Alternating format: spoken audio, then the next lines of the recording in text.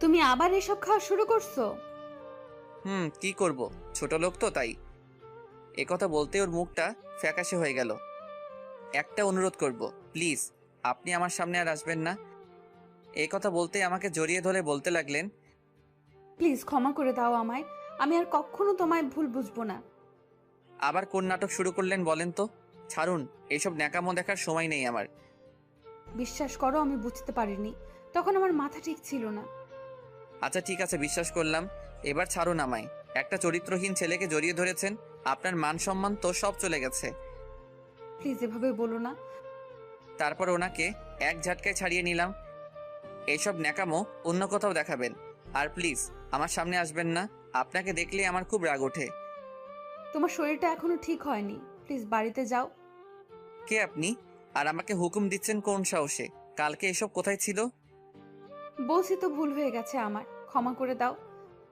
আপনার প্রতি এখন আমার আর কোনো কিছুই নেই। যা ছিল সব কালকে শেষ করে দিচ্ছেন। তুমি আমাকে যা শাস্তি দিবে দাও, তবুও প্লিজ এমন করো না।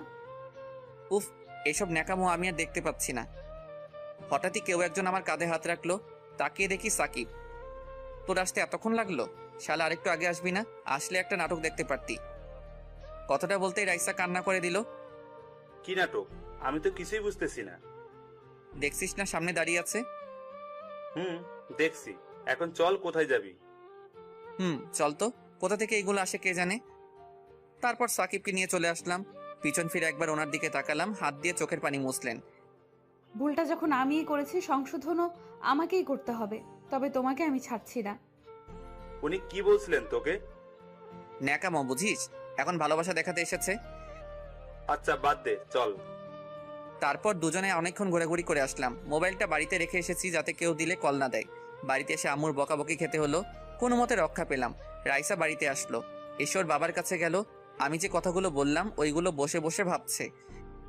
বাবাও আমাকে ক্ষমা করে নাই, আর মনে হয় কখনো করবেও না।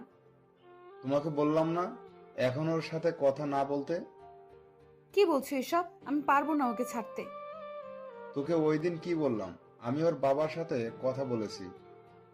কি কথা বলেছো? আগামী সপ্তাহে তোমাদের বিয়ে ঠিক করেছি। এই কথা শুনে রাইসার ওর বাবাকে খুশিতে জড়িয়ে ধরলো। এখন তুই ওর কাছে একদম যাবি না। যাব না। এভাবে দেখতে দেখতে আরো কিছুদিন চলে গেল। রাইসা এখন আমার সাথে কথা বলে না, শুধু দূর থেকে আমার দিকে তাকিয়ে থাকে। জানি না ওনার মধ্যে কি চলছে। একদিন রুমে বসে আছি, হঠাৎই আব্বু ডাকলো। ওনার রুমে গেলাম। এসেছিস? জি, কিছু বলবে? বলবো, তবে তার আগে কথা দে, যা বলবো তাই তুই মেনে নিবি। এভাবে বলছো কেন? আমি কি কখনো তোমার কথার অবাধ্য হয়েছি? দেখ, তোকে না জানিয়ে আমরা একটা সিদ্ধান্ত নিয়ে ফেলেছি। কি সিদ্ধান্ত নিয়েছো শুনি? তোর বিয়ে ঠিক করেছি, আগামীকাল তোর বিয়ে। কথাটা শুনে আমি যেন আকাশ থেকে পড়লাম। মুখ দিয়ে কথাই বের হচ্ছে না। কি বলছো এসব? আমার বিয়ে? তোর বিয়ে। এটা তোকে আগে জানানো উচিত ছিল, কিন্তু জানাইনি, তার একটা কারণ আছে। তোমাদের সবার কি মাথা গেছে নাকি? তাছাড়া আমার এখনো বিয়ের বয়স হয়েছে নাকি? আমরা সঠিক সিদ্ধান্তটাই নিলাম, তুই পরে বুঝতে পারবি।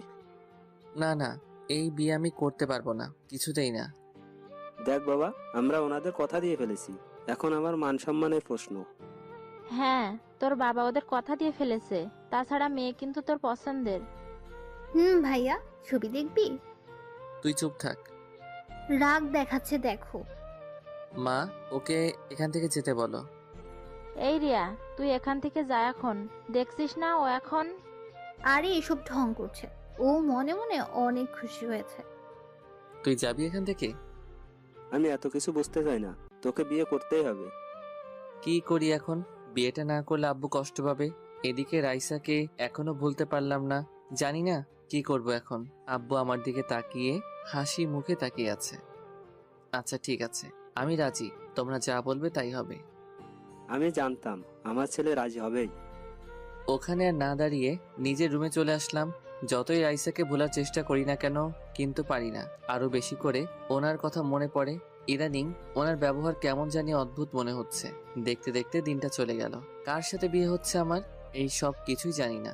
আব্বুর উপর আমার যথেষ্ট বিশ্বাস আছে। পুরো বাড়িটা মেহমানে ভরে আছে। তারপর আর কি, বউ আনতে চললাম। ভালোভাবে বিয়েটা সম্পন্ন হলো, কিন্তু আমি একবারের জন্য বউয়ের দিকে তাকাইনি, তাকানোর ইচ্ছাও নাই। একটা জিনিস দেখে অবাক হলাম, রাইসার বাবাকে দেখলাম মেয়েকে জড়িয়ে ধরে কান্না করছে।